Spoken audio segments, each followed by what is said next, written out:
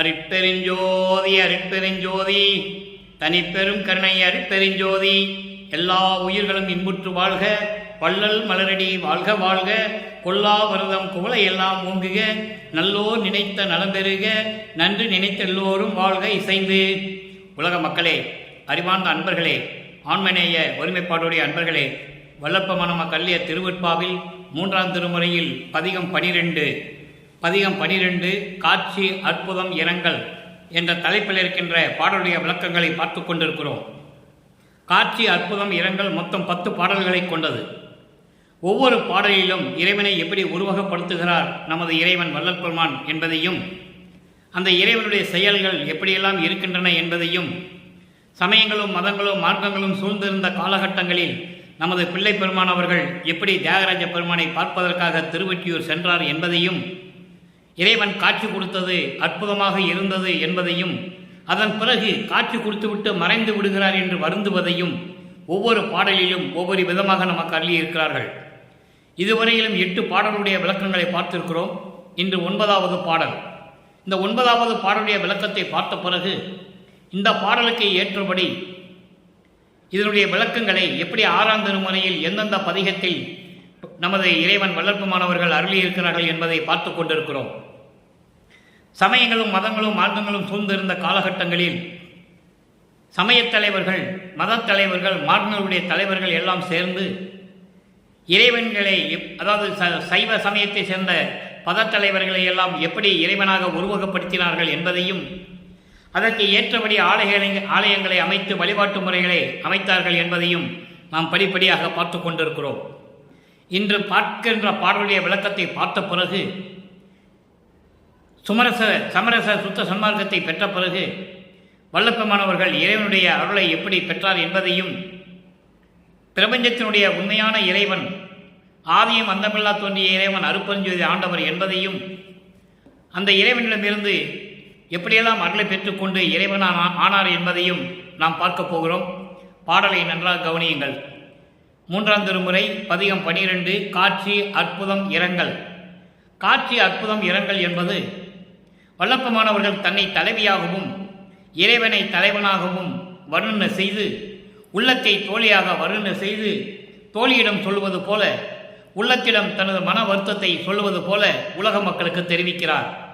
காரணம், அருட்பெருஞ்சோதி ஆண்டவரால் வருவிக்க உற்று, ஒரு தாயின் வழியாக இந்த மண்ணுலகை வருவிக்க உற்று 9 ஆண்டுகள் வரையிலும் தான் யார் என்று தெரியாத நிலையில் இருந்து கொண்டிருக்கிறார். அப்போ அவருடைய மனநிலை ஒரு நிலையில் இல்லை. அதன் பிறகு இறைவன் வந்து 9வது ஆண்டிலே ஆட்கொண்ட பிறகு, அருட்பெருஞ்சோதி ஆண்டவர் ஆட்கொண்ட பிறகு, அவர் இறைவனால் வருவிக்க உற்றவர் என்ற நிலை மட்டும் தெரிகிறது. மீதி மறைப்பு நிலை அப்படியே இருந்து கொண்டிருக்கிறது. காரணம், இறைவனுடைய திருவிளையாடல் நடந்து கொண்டிருக்கிறது. அருட்பெருஞ்சோதி ஆண்டவர் தன் மகனை வைத்துக் கொண்டு திருவிளையாடல் செய்து கொண்டிருக்கிறார். சமயங்களும் மதங்களும் மார்க்கங்களும் இனி உலக மக்களுக்கு தேவையில்லை. உலக மக்களுக்கு தேவையான ஒரு மார்க்கம் தேவை என்ற காரணத்தினால் சமரச சுத்த சன்மார்க்கத்தை உருவாக்கி தன் மகனிடம் கொடுத்து செயலாற்றும்படி செய்வதற்காகத்தான் ஒரு தாயின் வழியாக வருவிக்க செய்தார் என்பதை இங்கே நான் பதிவு செய்ய கடமைப்பட்டிருக்கிறேன். இதை அருட்பெருஞ்சோதி அகவலிலே 2 வரியிலே சொல்லுவார். ஆன்ற சன்மார்க்கம் அணிபெற என்னைத்தான் ஈன்று அமுதளித்த இனிய நற்றாயே. உலக மக்களுக்கு இந்த சமரச சுத்த சன்மார்க்க நெறிகளை கற்றுக் கொடுத்து அந்த நெறிகளிலே இருக்க செய்து உலக மக்களை இன்பமாக வாழ வைக்க வேண்டும் என்பதற்காகவே என்னை ஈன்று இந்த மண்ணுலகிற்கு தந்த தாய் அருட்பெருஞ்சோதி ஆண்டவர் என்று சொல்லுகிறார். இப்போ இந்த பாடலை நல்லா கவனிங்க. 9வது பாடலை பார்க்க போகிறோம். இந்த பாடலில் கூறப்பட்ட 3 நிலைகளுக்கு எந்தெந்த பாடல்களில் 6ஆம் திருமுறையிலே அந்த 3 நிலைகளுக்கும் விளக்கம் இருக்கிறது என்பதை பார்க்க போகிறோம். காரணம், சொல்ல வேண்டிய காலகட்டத்தில் இருக்கிறோம். இதுவரையிலும் வள்ளற்பெருமானவர்கள் வருவிக்க உற்று 201 ஆண்டுகள் கடந்த நிலையிலும் கூட வள்ளற்பெருமானுடைய இறைநிலையையும், அவர் எப்படி இறைவனால் வருவிக்க உற்றார் என்பதையும், வருவிக்க உற்ற பிறகு எந்தெந்த காலகட்டங்களில் தன் மகனுக்கு அருளை கொடுத்தார் என்பதையும் உலக மக்களுக்கு யாரும் தெரிவிக்கவில்லை என்பதை இங்கே நான் சுட்டிக்காட்ட விரும்புகின்றேன். அதனால்தான் இந்த பாடலுடைய விளக்கத்தை நாம் பார்த்து கொண்டிருக்கிறோம். சமயங்களிலும் மதங்களிலும் மார்க்கங்களில் இருக்கும்போது எந்த நிலை இருந்தது, அதன் பிறகு சுத்த சன்மார்க்கத்தை பெற்ற பிறகு எந்த நிலையில் வள்ளற்பெருமானவர்கள் இருக்கிறார்கள் என்பதை பார்க்க போகிறோம். 9வது பாடல். நிறந்தார் நிறந்தார் கங்கை நீல் சடையார் நெற்றி விழியார் நித்தியனார் சிரம் தாராக புயத்து அணிவார். சிரம் தாராக புயத்து அணிவார். அதோடு மட்டுமல்ல, திருவால் ஒற்றி தியாகர். அவர் பறந்தார் பறந்தார் கோயிலுக்கு எதிரே நிற்க பார்த்தேன். கோயிலுக்கு எதிரே நிற்க பார்த்தேன். மீண்டும் பார்ப்பதற்கு முன் கறந்தார். கழலுந்தேன் கழல் உழந்தேன். என்னடி நான் கனவோ நனவோ கண்டதுவே. இது பாடல். பாடல் இன்னொரு முறை படிக்கிற கேளுங்க. கொஞ்சம் கேட்பதற்கு கடினமாக இருக்கும், ஆனால் பொருள் மிகவும் அழகாக எளிமையாக இருக்கும். நிறந்தார் கங்கை நீல் சடையார் நெற்றி விழியார் நித்தியனார் சிரம் தாராக உயத்து அணிவார். திருவால் ஒற்றி தியாகரவர். பறந்தார் கோயில் எதிரே நிற்க பார்த்தேன். மீண்டும் பார்ப்பதற்கு முன் கறந்தார். கழல் உழந்தேன். என்னடி நான் கனவா நனவா கண்டதுவே. இது பாடல். இப்போ இந்த பாடலை விளக்கம் பாருங்க. முதல்ல பதவுரை, அதன் பின் விளக்க உரை. நிறந்தார் என்பது அழிவில்லாமல் நிரந்தரமான இறைவன். சமயங்களும் மதங்களும் மார்க்கங்களும் சூழ்ந்திருந்த காலகட்டங்களில் இறைவனை தியாகராஜ பெருமான் என்று நினைத்துக் கொண்டு இறைவனை வர்ணனை செய்கிறார். அதன் பிறகு சுத்த சன்மார்க்கத்தை பெற்ற பிறகு அப்போ அவருக்கு சுத்த சன்மார்க்கம் தெரியாது. காலங்கள் இருக்கிறது என்று சொல்லி இறைவன் திருவிளையாடல் செய்கிறார் மகனை வைத்துக் கொண்டு. ஏனால் சமயங்களிலும் மதங்களிலும் மார்க்கங்களில் இருக்க வைத்தால்தான் அதை பொய் என்று சொல்ல முடியும்.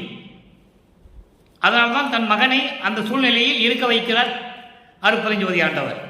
அது அவருக்கு தெரியாது அந்த காலகட்டங்களில். அதான் சொல்லிட்டு இருக்காரு. நிறந்தார் நிரந்தரமான இறைவன் என்று சொல்லுகிறார் தியாகராஜ பெருமானை. கங்கை நீல் சடையார் கங்கையை சடையில் அணிந்து கொண்ட இறைவன். நீண்ட பின்னிய சடையில் கங்கையை அணிந்து கொண்ட இறைவன். நெற்றி விழியார் நெற்றிக்கண் உடைய இறைவன். நித்தியனார் அழிவில்லாதவர். சுயமாக தோன்றிய இறைவன். தாயை வைத்துள் முளைக்காத இறைவன் என்று சொல்லுவார். அப்படி நித்தியனார். சிரம் தாராக புயத்து அணிவார். சிரம் பிளஸ் தார். சிரம் என்பது அதாவது மண்டை ஓடுகளை சுடுகாட்டிலே போய் மண்டை ஓடுகளை மாலையாக தொடுத்து கழுத்திலே அணிந்து கொண்டவர் என்று சொல்லுகிறார். மண்டை ஓடுகளை அணிந்து கொண்டவர். சிரம் தார். தார் என்பது மாலை. சிரம் என்பது தலை. மண்டை ஓடுகள். மண்டை ஓடுகளை மாலையாக அணிந்து கொண்ட இறைவன். திருவால் ஒற்றி நகர் தியாகர். திருவொற்றியூரில் இருக்கின்ற விளங்கிக் கொண்டிருக்கின்ற தியாகர். அவர் பெயர் தியாகர். அவர் பறந்தார்.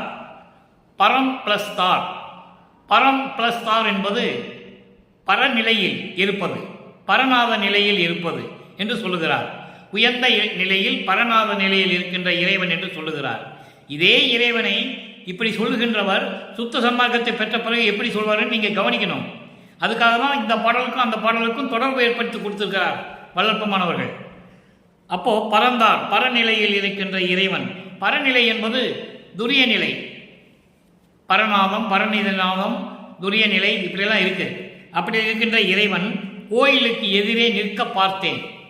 நான் கோயில், அதாவது திருவொற்றியூர் கோயிலுக்கு எதிரே நின்று கொண்டிருக்கும் போது இறைவனை பார்த்தேன்.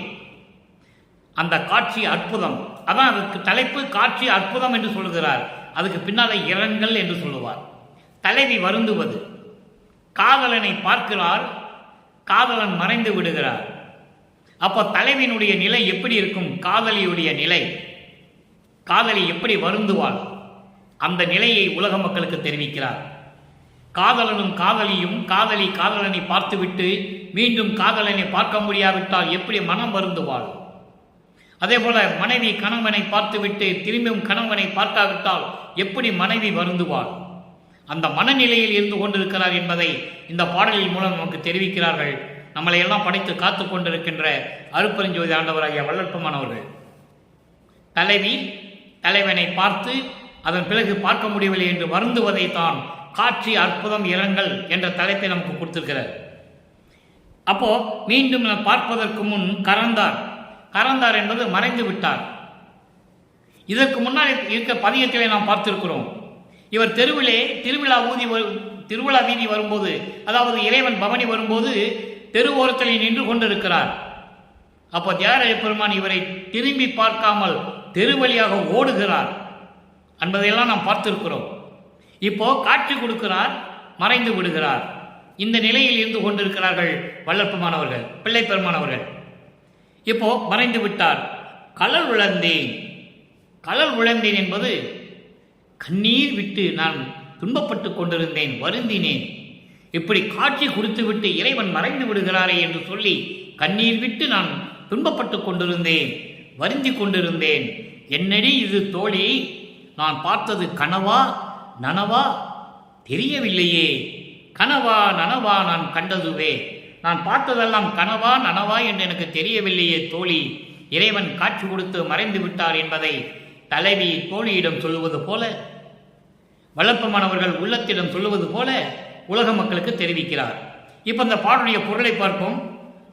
அதாவது இறைவன் நிரந்தரமானவர், கங்கையை பின்னிய சடையில் வைத்திருப்பவர், நெற்றிக்கண் உடையவர், அழிவில்லாத இறைவன், மண்டை ஓடுகளை மாலையாக தொடுத்து தோளிலே அணிந்து கொண்டிருப்பவர், திருவொற்றியூரிலே வாழும் தியாகராஜா பெருமானார் அவர், துரிய நிலையில் இருக்கின்ற இறைவன்.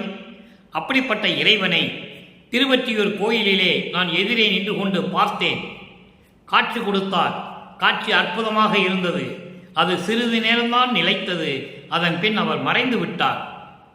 மீண்டும் நாம் அவரை பார்க்க முடியவில்லை, மறைந்து விட்டார். நான் பார்த்தது கனவா நனவா தெரியவில்லையே என் தோழி என்று சொல்லி இந்த பாடலை நமக்கு அருளியிருக்கிறார்கள். இதன் மூலம் உலக மக்களுக்கு தெரிவிப்பது வள்ளற்பெருமான் எப்படி உலக மக்களுக்கு தெரிவிக்கிறார். உலக மக்களே, நான் இறைவனால் இந்த மண்ணுக்கு வருவிக்க உற்று 9 ஆண்டுகள் வரையிலும் நான் யார் என்ற தெரியாத நிலையில் இருந்தபோது இறைவன் என்னை ஆட்கொண்ட பிறகு நான் இறைவனை பார்ப்பதற்காக, தியாகராஜ பெருமானை பார்ப்பதற்காக திருவொற்றியூர் சென்று கொண்டிருக்கிறேன். காட்சி கொடுத்தது அருட்பெருஞ்சோதி ஆண்டவர், ஆட்கொண்டது அருட்பெருஞ்சோதி ஆண்டவர். அதன் பிறகு இவருக்கு மறைப்பு நிலை ஏற்படுகிறது. அப்போ சமயங்களும் மதங்களும் மார்க்கங்களும் சூழ்ந்திருந்த காலகட்டங்களில் உலக மக்களே, நானும் திருவொற்றியூருக்கு சென்று தியாகராஜ பெருமானை பார்ப்பதற்காக நான் திருவொற்றியூருக்கு சென்றேன். நான் தெருவழியிலே நின்று கொண்டிருக்கும் போது, கோயிலுக்கு எதிரே தெருவிலே நின்று கொண்டிருக்கும் போது, திருவிழா வீதி வரும்போது தியாகராஜ பெருமானை என்னை பார்த்துவிட்டு தெருவழியாக ஓடுகிறார். திரும்பி பார்க்கவில்லை. நானும் பின்னாலே ஓடியும் ஓட்டத்தை பிடிக்க முடியவில்லை. அதன் பிறகு நாரையை தூது அனுப்பி பார்த்தேன், கிளிகளை தூது அனுப்பி பார்த்தேன், ஒரு குரத்தி பெண்ணிடம் போய் குறிகட்டும் பார்த்து விட்டேன். எந்த பயனும் இல்லை உலக மக்களே. அதன் பிறகு நிலைகள் மாறுகிறது. இறைவன் தியாகராஜ பெருமான், கங்கையை சூடிக்கொண்ட இறைவன், நிரந்தரமான இறைவன், அழிவில்லாத இறைவன், திருவொற்றியூரில் இருக்கின்ற தியாகராஜ பெருமான் நான் கோயில் எதிரே நின்று கொள்ளும் போது எனக்கு காட்சி கொடுத்தார்.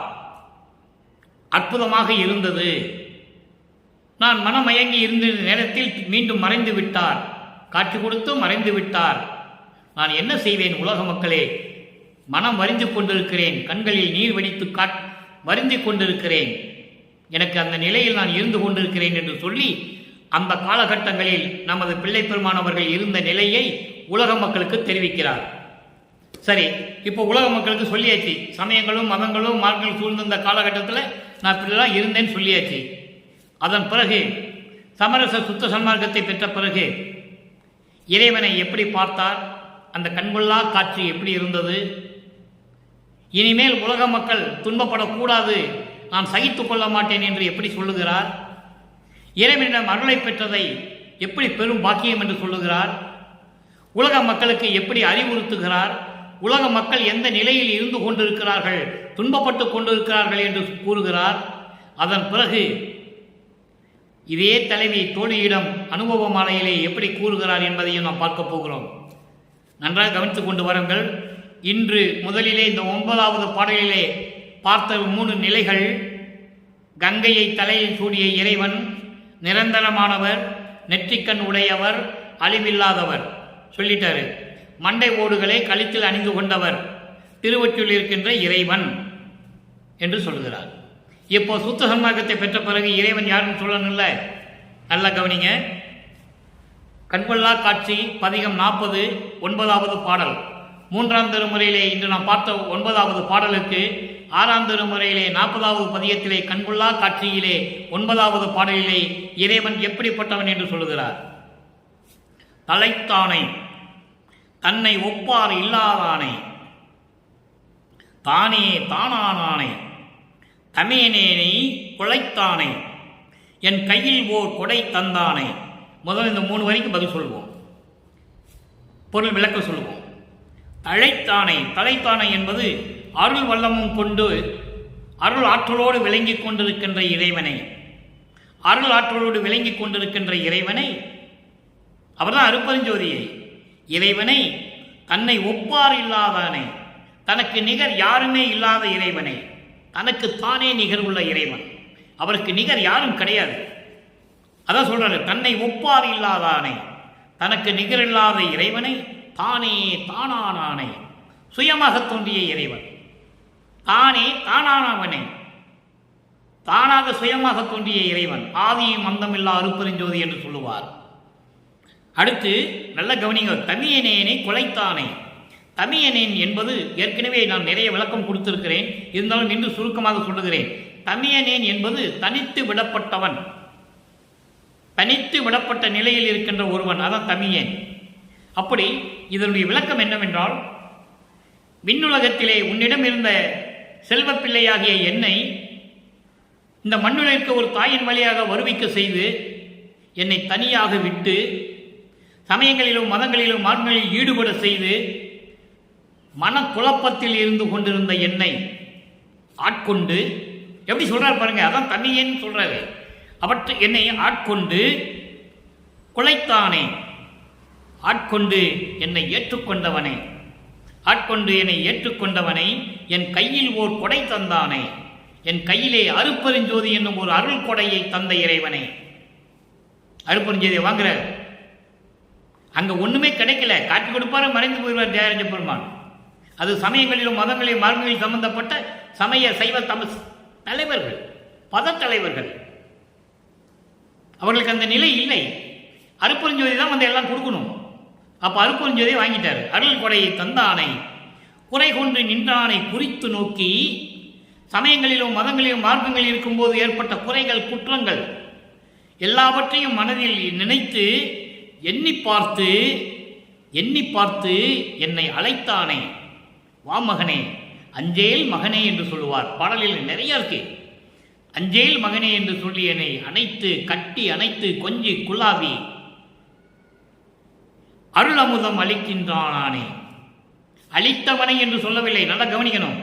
அருள் அமுதம் அளித்தவனை என்று சொன்னாரா? இல்லை. அளிக்கப் போகின்றவனை சொன்னாரா? இல்லை. அளிக்கின்றானே, இன்னும் கொடுத்துட்டு இருக்காரு அருள் அமுதம். அதை நீங்க நல்லா கவனிக்கணும். ஒவ்வொரு வரிக்கும் விளக்கம் உண்டு. அருள் அமுதம் அளிக்கின்றானை, இன்னும் கொடுத்துட்டு இருக்காரு அருள் அமுதம். கொடுத்துட்டாருன்னு சொல்லல, கொடுக்க போறாருன்னு சொல்லல, கொடுத்துட்டு இருக்காரு. அருள் அமுதம் அளிக்கின்றானே, என்னை நோக்கி அழைத்து சமயங்களிலும் மதங்களிலும் மார்க்கங்களில் இருக்கும்போது ஏற்பட்ட குற்றங்கள் குறைகள் துன்பங்கள் துயரங்கள் இடர்கள் எல்லாவற்றையும் பற்றரா நீக்கி முழுவதுமாக நீக்கி என்னை அழைத்து, வா மகனே, அஞ்சாதே மகனே என்று சொல்லி என்னை கட்டி தழுவி அணைத்து முத்தமிட்டு கொஞ்சிக் கொள்ளாதே. எனக்கு அருட்பெருஞ்சோதியை கொடுத்தானை, அருள் அமுதம் கொடுத்து கொண்டிருக்கின்றவனை, அச்சமெல்லாம் தவிர்த்தானே. என்ன அச்சம்? நல்லா கவனிக்கணும் நீங்க. அவருக்கு ஏன் அச்சம் வருது, ஏன் பயம் வருது? அதை சொல்லுவார் ஒரு பாடலிலே. அச்சம் என்பது ஏற்கனவே இந்த பிரபஞ்சம் தோன்றிய காலத்திலிருந்தே 5 தொழில்களையும் 5 பதத்தலைவர்களை படைத்து கொடுத்தாய். பிரம்மன், திருமால், உத்திரன், மகேஸ்வரன், சதாசிவம். படைத்தல், காத்தல், அழித்தல், மறைத்தல், அருளல். இப்போ ஒட்டு மொத்தமாக எனக்கு கொடுக்கும்போது இதை எப்படி செய்ய போகின்றோமோ என்ற ஒரு தயக்கம் இருக்கின்ற போது அதை தடுத்து என் ஆட்கொண்டவனை என்று சொல்லுகிறார். அச்சம் தவிர்த்து ஆட்கொண்டாய் நான் உன் அடைக்கலமே என்று சொல்லுவார். அடைக்கலம் புகுதல் என்ற பதிகத்திலே சொல்லுவார். கடைசி வரியில சொல்லுவார் 9வது பாட்டிலே. அதான் அச்சம். அச்சம்னா அவருக்கு பயம் கிடையாது. எல்லாரையும் ஒட்டு மொத்தமாக எல்லாரும் பகுதியாக செஞ்சுக்கிட்டு இருந்தாங்க. ஒட்டு மொத்தமாக பிரபஞ்சத்தை நீ இயக்க சொல்ல கொடுத்துட்டியே, அப்போ எனக்கு ஒரு அச்சம் இருந்ததல்லவா, அந்த அச்சத்தையும் நீக்கி நான் உன்னுடனே இருக்கப் போகிறேன் மகனே, உன்னோடு 2 கலக்கப் போகிறேன் மகனே என்று சொன்ன அருட்பெருஞ்சோதி ஆண்டவரை நினைத்து சொல்லுகிறார். அச்சம் தவிர்த்து அச்சமெல்லாம் தவித்தானே, அந்த அச்சம் தான் சொல்றேன். யாருக்கு இருக்கதானே செய்யும்? பொறுப்புகள் ஜாஸ்தியாகும் போது இது எப்படி செய்ய போகிறோம் என்ற ஒரு தயக்கம் இருக்கும் அல்லவா, ஒரு பயம் இருக்கதான் செய்யும். அதையெல்லாம் தவிர்த்தானே, நான் இருக்கிறேன் மகனே, உன் உடலில் 2 கலந்து கொள்ளப் போகிறேனே, எதற்கு பயப்பட போகிறாய்? ஏன் பயப்பட போகிறாய்? ஏன் அச்சம்? உனக்கு ஏன் அச்சம்? பயம் தேவையில்லை என்று சொல்லிய இறைவனை அன்பே என்பால் இழைத்தானே, அன்பு காட்டி அன்பாலே என்னை இணைத்துக் கொண்டவனே, அன்பாலே என்னை இணைத்துக் கொண்டவனே, என் இதயத்து இருக்கின்றானே, என் இதயத்திலே நிரந்தரமாக இருக்கின்ற இறைவனை எம்மானை கண்டு கழித்திருக்கின்றேனே. எவ்வளவு விளக்கங்கள் இருக்கு பாருங்க. அங்க ஒரே வரியில சொல்லுவாரு, காட்சி கொடுத்தாரு மறைஞ்சிட்டாரு, ஒரே வரிதான். இங்கே அதே அருட்பெருஞ்சோதி ஆண்டவரை சுத்த சன்மார்க்கத்தை பெற்ற பிறகு அருட்பெருஞ்சோதி ஆண்டவரை எப்படியெல்லாம் சொல்றாரு பாருங்க. அதான் சமயங்களும் மதங்களும் மார்க்கங்களும் இருக்கின்ற தலைவர்களுக்கும் சுத்த சன்மார்க்கத்தை சேர்ந்த இறைவன் அருட்பெருஞ்சாண்டருக்குள்ள வேறுபாடு என்பதை நீங்கள் புரிந்து கொள்ள வேண்டும். அடுத்து ஆற்றமாட்டாமை. ஆற்றமாட்டாமை 9வது பாடல். எப்படி ஏன் அவருக்கு சகித்துக் கொள்ள முடியலன்னு சொல்றாரு? சமயங்களிலும் மதங்களிலும் மார்க்கங்களில் ஈடுபட்டு இந்த உலக மக்கள் 4 யுகங்களிலும், கிரேதயுகம், திரேதயுகம், துவாரயுகம், கலியுகம், 4 யுகங்களை பட்ட துன்பங்கள் போதாதா? இப்போ சுத்த சன்மார்க்க காலம் வந்து விட்டதே. அதான் சொல்லுவார், பின்னால் பாடல்கள் இருக்கு, விளக்கம் இருக்கு. அப்போ இந்த சுத்த சன்மார்க்க காலத்தில் சுத்த சன்மார்க்கத்தை ஏற்றுக்கொண்ட மக்கள் துன்பப்படக்கூடாதே, அதை என்னால் சகித்துக் கொள்ள முடியாது என்று தன் தந்தையிடம் சொல்லுகிறார். அதன் விளக்கம் பாருங்க. ஒப்பார் உரைப்பாரின் பெருமைக்கு என மாமரைகள் ஓலமிடும். ஒப்பார் உரைப்பார் நின் பெருமைக்கு என மாமரைகள் ஓலமிடும். உனது பெருமைக்கு இணை யார் என்று சொல்லுங்கள் என்று மாமரைகள் ஓலமிடும், கூச்சலிடுகின்றன. நீயே பெருமை உள்ளவன், உனக்கு யார் இணை இருக்கிறார்கள் என்று சொல்லி ரிக்வேதம், யசுர்வேதம், சாமவேதம், அதர்வன வேதம் போன்ற வேதங்கள் எல்லாம் ஓலமிடுகின்றன. அடுத்து பாருங்க, துப்பார் வண்ண சூடரே. துப்பார் என்பது புனிதமான சுத்த சன்மார்க்க வண்ண சுடரே, அருட்பெருஞ்சோதியே, சுத்த சன்மார்க்க அருட்பெருஞ்சோதியே, மெய்ஜோதி படிக வண்ணத்து ஆய, மெய் ஜோதி படிக வண்ணத்து ஆய. அதாவது இயற்கை உண்மையின் அடிப்படையில் பளிங்கு போன்று மின்னிக் கொண்டிருக்கின்ற, தெளிவாக இருக்கின்ற இறைவனை, அந்த நிலையில் இருக்கின்ற இறைவனை என்று சொல்கிறார். படிகம் என்பது பளிங்கு, பளிங்குகள் பார்த்தா பளிச்சன்னு இருக்கும். அதுபோன்று இயற்கை உண்மையின் அடிப்படையில் எல்லா விளக்கங்களையும் ஏற்றுக்கொண்டு தெளிவாக, தெல்ல தெளிவாக இருக்கின்ற இறைவனே. அடுத்து, வெப்பாவை தீர்த்து எனக்கு அமுது விருந்து புரிதல் வேண்டும். வெப்பாவை, வெப்பாவை என்பது துன்பங்கள், துயரங்கள், இடர்கள் எல்லாவற்றையும் நீக்கி. ஏனென்றால் நான் இதற்கு முன்னால் சமயங்களிலும் மதங்களிலும் மார்க்கங்களிலும் தான் இருந்து கொண்டு அந்த நெறிகளை பின்பற்றி கொண்டிருந்தேன்.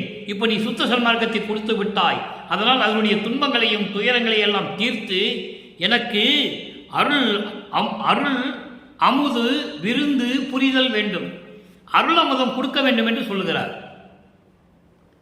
என்றன் அப்பா, என் தந்தையே, அரசே, இனி சிறிதும் ஆற்ற மாட்டேன் கண்டாயே. இனிமேல் சகித்துக் கொள்ள முடியாது, என்னால் உலக மக்கள் துன்பப்படக்கூடாது என்று சொல்லி இந்த பதிகத்தை நமக்கு அருளி இருக்கிறார்கள். ஏன்னா சமயங்களும் மதங்களும் மார்க்கங்கள் இருக்கும்போது எந்த விதமான அருளையும் பெற முடியவில்லை.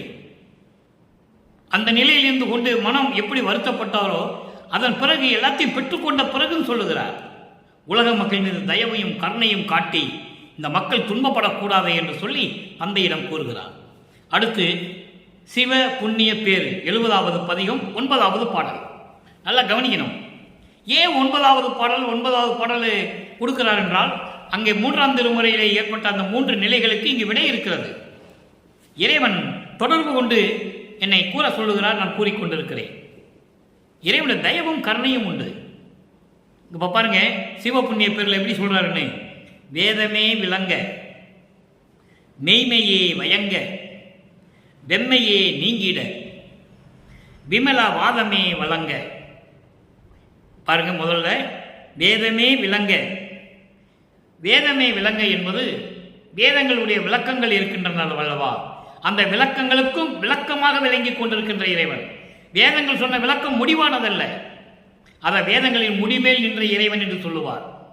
வேதங்களுடைய விளக்கங்களின் அவைகளுக்கு மேல் விளக்கத்தை கூறி அந்த விளக்கங்களுக்கு மேல் விளக்கமாக இருக்கின்ற இறைவன்.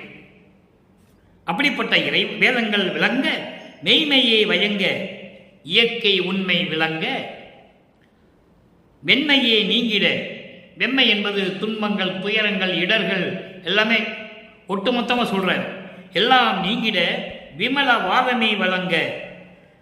விமல வாதமே வழங்க என்பது விமல வாதம் என்பது, விமலம் என்பது மலங்கள் இல்லாதது, வாதமே என்பது நீக்குவது. அப்போ மலங்கள், மாயைகள், மயக்கங்கள் இவற்றையெல்லாம் நீக்கி இயற்கை உண்மை விளக்கம் வழங்க. இயற்கையினுடைய உண்மை விளக்கம் வழங்க வானமே முழங்க. வானமே முழங்க என்பது வானவர்கள் வாழ்த்த. தேவர்கள், சக்தர்கள், சக்திகள், முத்தர்கள், முனிவர்கள், பதத்தலைவர்கள், பிரம்மன், திருமால் முதலியவர்களாம் வழங்க, வாழ்த்துகள் வழங்க. வையமே உய்ய, இந்த பூ உலகம் மேம்பட வேண்டும் என்பதற்காக ஓர் பரமநாதமே துணிக்க, பரமநாதம் ஒலிக்க, பரமநாதம் இறைவனுடைய இசை ஒலிக்க ஞானமயே வடிவாய் நன்மணி மன்றிலே நடிக்கும் பாதமே பிடித்தேன். இப்படியெல்லாம் விளங்க எனக்கு கிடைக்கும்படி செய்வதற்காக உன்னுடைய திருவடியை நான் பிடித்தேன் என்று சொல்லுகிறார். எப்படி சொல்லுகிறார்? ஞானமே வடிவாய். ஞானமே வடிவாய் என்பது ஞான தேகம், அருள் வடிவம். அருள் வடிவமாய் நன்மணி மன்றிலே நடிக்கும் பாதமே பிடித்தேன். அப்படிப்பட்ட இறைவனுடைய திருவடியை பிடித்து கொண்டேன். எனக்கு இது போதும், பண்ணிய தவம் பழித்ததுவே. ஏற்கனவே நான் 4 யுகங்கள் பண்ணிய தவம் இருக்கிறதே, அது எனக்கு பழித்து விட்டது என்று சொல்லுகிறார். ஒவ்வொரு யுகத்திலையும் வல்லற்பெருமான் இருந்தவர் என்பதை இங்கே நான் குறிப்பிட கடமைப்பட்டிருக்கிறேன். ஏனென்றால் அவர் பாடல்களில் கூறுகிறார், யாராலையும் மறுக்க முடியாது, திருப்பாவிலே உண்டு, ஒவ்வொரு யுகத்திலையும் எப்படி இருந்தார் என்று சொல்லுகிறார். கலியுகத்தில் வந்துதான் இறைவனுடைய திருவிளையாடலை சொல்லுகிறார். அதுக்கு முன்னாலே இறைவனிடையே இருந்தவர், செல்வ பிள்ளையாக இருந்தவர் என்று சொல்லுகிறார். பல பாடல்கள் உண்டு. ஆனால் கலியுகத்தினுடைய கடைசி கட்டத்தில் தான் அருப்பஞ்சானுடைய திருவிளையாடலினால் தன்னுடைய செல்வ பிள்ளையை ஒரு தாயின் வழியாக இந்த மண்ணுலைக்கு வருவிக்க செய்தார். காரணம், சுத்த சன்மார்க்கத்தை மக்களுக்கு கொடுக்க வேண்டும் என்பதற்காக. அடுத்து பாருங்க, உலக மக்களுக்கு எப்படி தெரிவிக்கிறார் என்பதை பார்க்க போகிறோம்.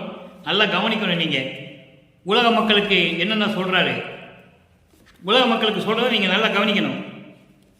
துன்மார்க்க நடையிடை தூங்குகின்றேரே, துன்மார்க்க நடையிடை தூங்குகின்றேரே. துன்மார்க்கம், சமயங்களும் மதங்களும் மாற்றங்களும் சேர்ந்த அந்த நெறிகளிலே கடைபிடித்துக் கொண்டு தூங்கிக் கொண்டிருக்கிறீர்கள், துன்பத்தை அனுபவித்துக் கொண்டிருக்கிறீர்கள் என்று சொல்லுகிறார். எதுவும் தெரியாமல் துன்பத்தை அனுபவித்துக் கொண்டிருக்கிறீர்கள், தூங்கிக் கொண்டிருக்கிறீர்கள். தூக்கத்தை விடுகின்ற துணை ஒன்றும் கருதி, தூக்கத்தை விடுகின்ற துணை சமரச சுத்த சன்மார்க்கம். என்ன சொல்றார் பாருங்க, தூக்கத்தை விட வேண்டும் என்று சொல்லுகிறார். காரணம், இறைவனுக்கு திருவடியை பற்ற வேண்டும் என்றால் தூக்கம், உணவு இதெல்லாம் குறைக்கணும்னு சொல்ற. தன்னுடைய நிலையை இங்கு குறிப்பிடுகிறார். தூக்கத்தை விடுகின்ற துணை ஒன்றும் கருதி சன்மார்க்க சங்கத்தை சார்ந்திட விலையீர். சமரச சுத்த சன்மார்க்கத்தில் சேருவதற்காக நீங்கள் விரும்புவதில்லை. உலக மக்களை இப்படி இருந்து கொண்டிருக்கிறீர்கள் என்று சொல்லுகிறார். சன்மார்க்க சங்கத்தை சார்ந்திட விலையீர், நீங்கள் விரும்புவதில்லை உலக மக்களே. அடுத்து, சாவையும் பிறப்பையும் தவிர்த்திட விரும்பீர். பிறந்து இறந்து பிறந்து இறந்து சுழன்று கொண்டிருக்கிறீர்கள். அந்த நிலையை மாற்ற வேண்டும் அல்லவா? மரணமில்லா பெருவாழ்வை பெற வேண்டும் அல்லவா? அதான் சொல்றாரு ஞானசரியில முதல் பாடலிலே சொல்லுவார். நினைந்து நினைந்து உணர்ந்து உணர்ந்து நெகிழ்ந்து நெகிழ்ந்து அன்பு நிறைந்து நிறைந்து ஊற்றிடும் கண்ணீர் அதனால் உடம்பு நனைந்து நனைந்து. எப்படி கூப்பிட சொல்றார் பாருங்க. அருளமுதே, நன்னிதியே, ஞான நடத்தரசே என் உரிமை நாயகனே என்று வணைந்து வணைந்து ஏத்துதனாம் அம்பின்.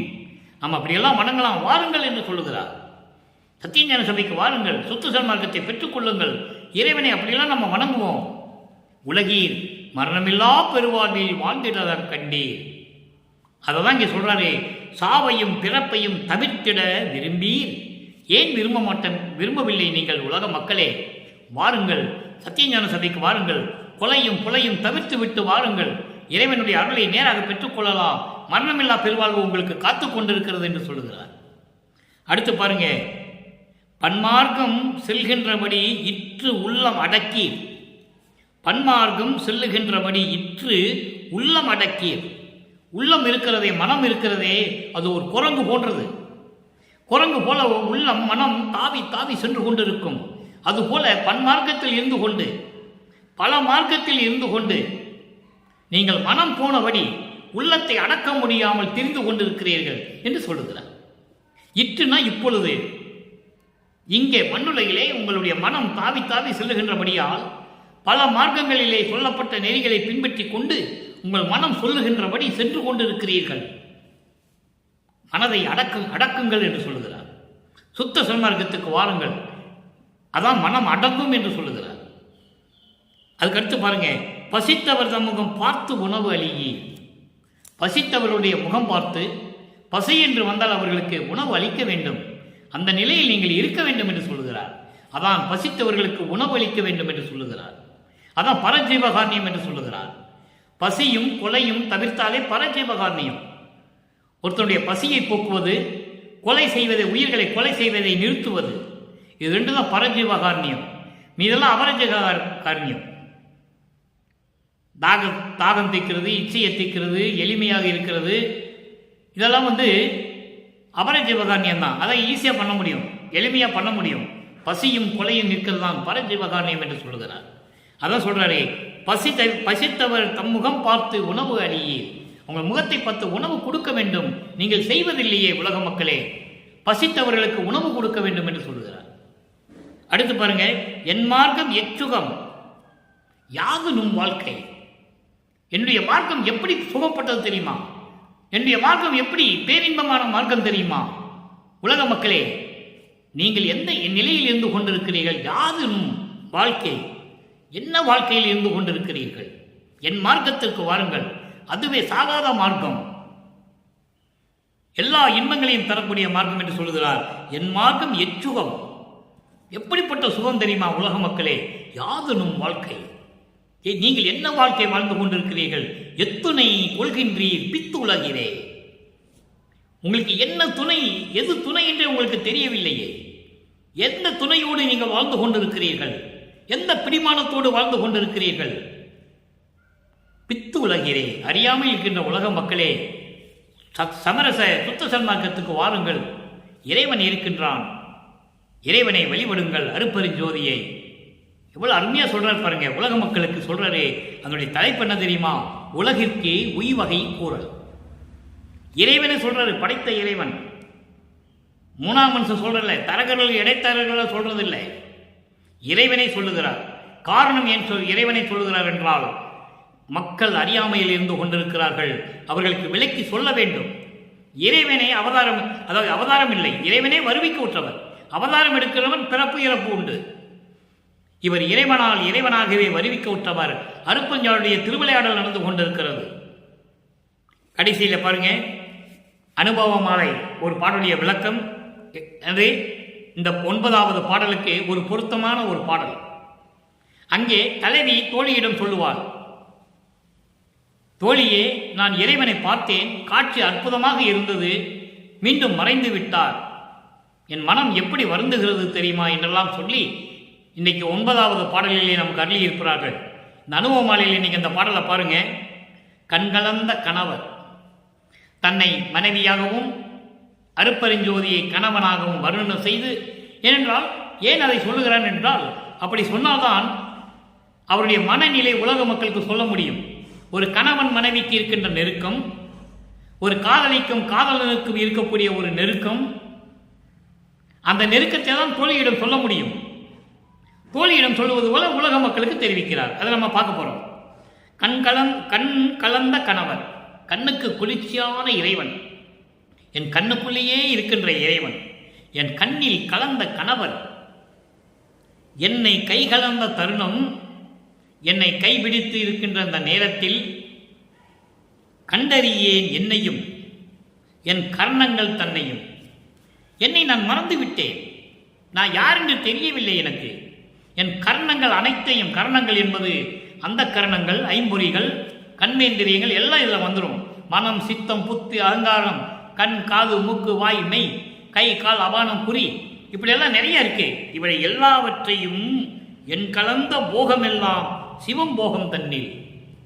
அப்போ என்னையும் மறந்தேன், என் ஐம்பொறிகள், 5 கண்மேந்திரியங்கள், அந்த கர்ணங்கள் எல்லாவற்றையும் நான் அந்த சிவபோகத்தில் நான் திளைத்து கொண்டிருந்தேன். அளவில்லாத போகம் என்று சொல்லுகிறார். நான் என்னை மறந்து விட்டேன், எல்லாவற்றையும் மறந்து விட்டேன், உலகங்களையும் மறந்து விட்டேன். என் கலந்த போகமெல்லாம், இந்த அளவில்லாத போகமெல்லாம் இருக்கே இன்பம், அந்த இன்பமெல்லாம் சிவபோகம் தன்னில் ஓர் இறை அளவன்று. சிவபோகம் தன்னில் என்பது சிவ அனுபவம். சிவ அனுபவம் என்பது அதான் இறைநிலை, கடவுள் நிலை. அதில் கலந்து கொண்டதை சொல்ல வேண்டும் என்றால் இறை அளவன்று. கொஞ்சம் கூட சொல்ல முடியாது.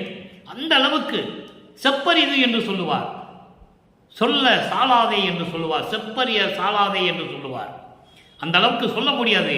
இறைவன் என்னை கைகலந்த தருணம், என்னையும் இந்த உலகங்களையும் அந்த கர்ணங்களையும் எல்லாவற்றையும் நான் மறந்து விட்டேன்.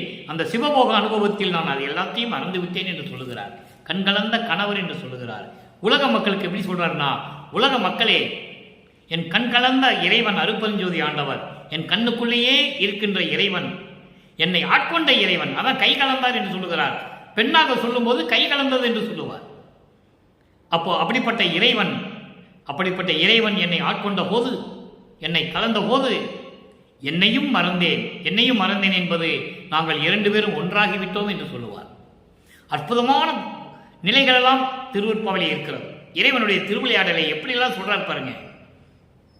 நான் தானானான், தான் நானானான், நானும் தானுமானோம் ஒன்றானோம் என்று சொல்லுவார்.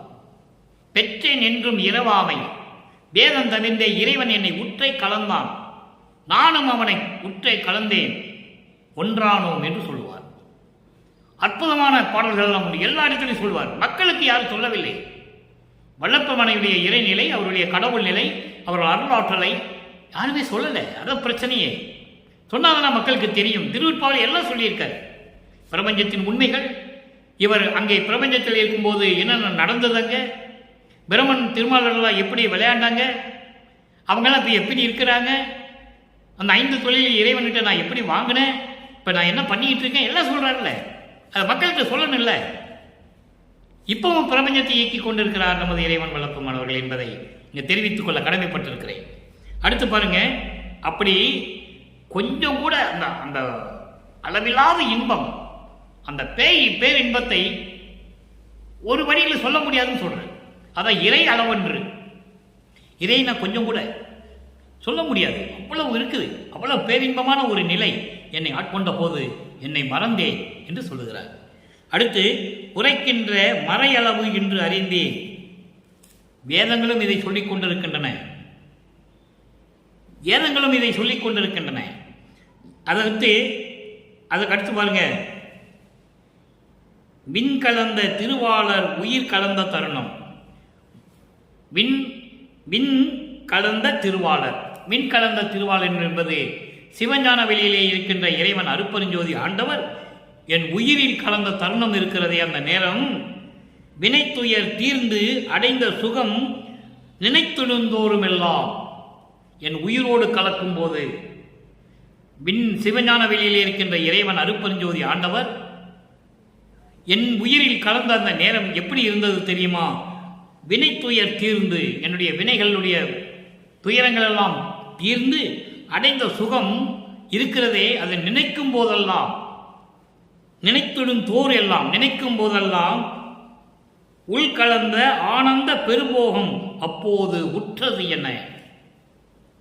பெரும்போகம், அதான் பேரின்பம். அவர் என் உயிரிலே கலந்த போது என் உள்ளத்திலே கிடைத்த அந்த ஆனந்தம் இருக்கிறதே, பேரின்பமாக சுகம், அது எப்படி இருந்தது தெரியுமா? என்னை விழுங்க கற்றது கான், என்னையே ஆட்கொண்டு விட்டது. விழுங்க கற்றுக்கொண்டதுன்னா நான் அதிலே மூழ்கி விட்டேன் என்று சொல்லுகிறார். விழுங்குதல் என்பது மூழ்குதல். நான் அதிலே மூழ்கி விட்டேன், பேரின்பத்திலே மூழ்கி விட்டேன் தோழி என்று சொல்லுகிறார். ஆக தலைவி தோழியிடம் சொல்வது எப்படி என்றால், அதை உலக மக்களுக்கு எப்படி தெரிவிக்கிறார்?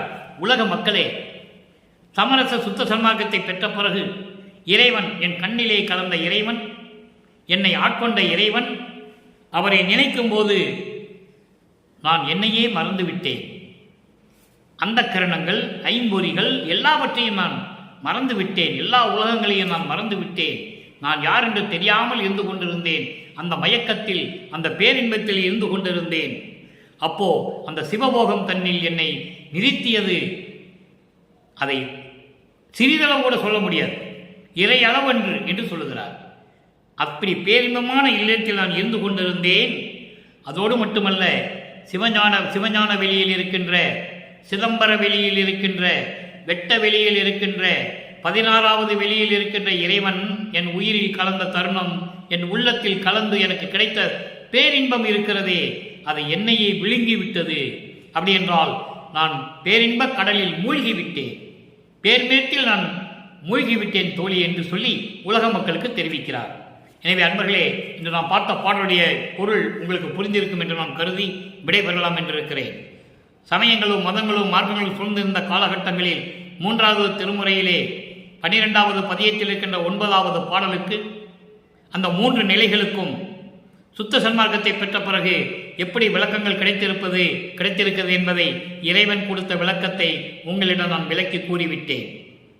எனவே அன்பர்களே, அப்படிப்பட்ட இறைவனை நாம் வணங்க வேண்டும், சமரச சுத்த சன்மார்க்கத்தில் இருக்க வேண்டும், வள்ளல் பெருமானை போற்றி புகழ வேண்டும். அருட்பெருஞ்சோதி ஆண்டவரும் வள்ளல் பெருமானும் ஒன்று தான். நான் ஏற்கனவே நிறைய விளக்கங்கள் கொடுத்துருக்கிறேன். ஏன்னா இது இறைவனுடைய திருவிளையாடலாம் நடந்துகிட்டு இருக்கு. வள்ளல் பெருமான் பொதுமக்களால் திரு அருட்பிரகாச வள்ளலார் என்று அழைக்கப்பட்டார், சிறப்போடு அழைக்கப்பட்டார். அதனால தான் வள்ளல் பெருமான் என்று சொல்லுகிறோம். ஆனால் அருட்பெருஞ்சாண்டவர் தன் மகனுக்கு செல்வப்பிள்ளை என்று பெயரிட்டார். அதனால் நான் சில இடங்கள் பிள்ளை பெருமான் என்று கூட சொல்லுவேன். அது இறைவனிட்ட தன் மகனுக்கிட்ட பெயர். ஆக தன் மகனை 51 ஆண்டுகள் இந்த மண்ணுலையிலே இருக்க செய்து, எல்லா வேலையும் முடிஞ்ச பிறகு திருவிளையாடல் முடிகின்ற நேரத்தில் தன் மகனோடு 2 கலந்து கொள்ளுகிறார். இறைவனாகிறார்கள், தந்தையும் மகனும் இறைவனாகிறார்கள், அருட்பெருஞ்சோதி ஆகிறார்கள். அதை நீங்கள் புரிஞ்சுக்கணும். அப்போ இந்த நிலையில் சுத்த சன்மார்க்கத்தில் இருந்து கொண்டு, சைவ நெறியில் இருந்து கொண்டு, கொலையும் புலையும் தவிர்த்து, எந்த விதமான சமயங்களும் மதங்களும் சங்கற்ப விகற்பங்கள் இல்லாமல் இறைவனை வழிபட்டு, இறைவனுடைய அருளையும் பொருளையெல்லாம் செல்வங்களையெல்லாம் பெற்றுக்கொண்டு நீங்கள் நோயற்ற வாழ்வில் இந்த வையகத்தில் வாழ்வாங்க வாழ வேண்டும் என்று இறைவனுடைய தயவாலயம் கருணையாலயம் வாழ்த்து விடைபெறுகிறேன். இந்த வள்ளலார் ஊழியன். மீண்டும் நாளை சந்திப்போம். நன்றி, வணக்கம். அருட்பெருஞ்சோதி, அருட்பெருஞ்சோதி, தனிப்பெரும் கருணை அருட்பெருஞ்சோதி.